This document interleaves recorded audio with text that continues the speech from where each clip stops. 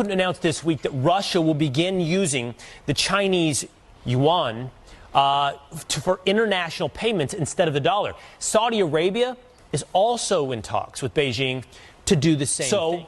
What happens if our economy and the U.S. dollar are no longer the world's dominant currency?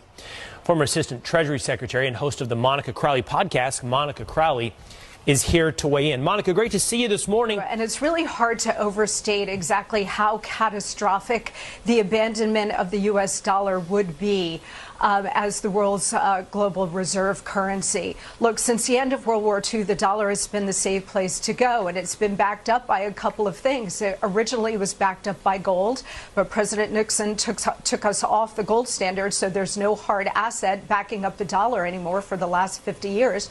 But also it's been backed up by the strength and economic power of the United States and the fact that oil has always been traded in dollars. If that were to end, that would mean the end of the U.S. dollar. Look, there is a perfect storm happening right now, Will.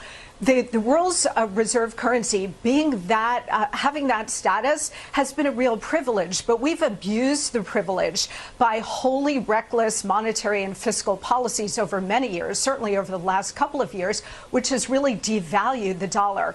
On top of that, now you do have this perfect storm of Biden's weakness, his war on American domestic energy production, the Ukraine war, and as you point out, because of all of these things, we've got America's enemies led by China forming a new economic bloc.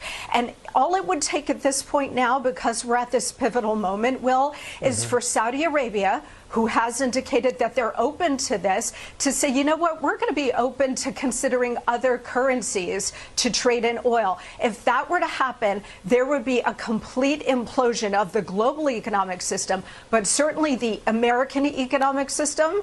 And if that were to happen, you'd be looking at sky-high inflation, just raging Weimar Republic kind of inflation. If you think inflation is bad now, just wait.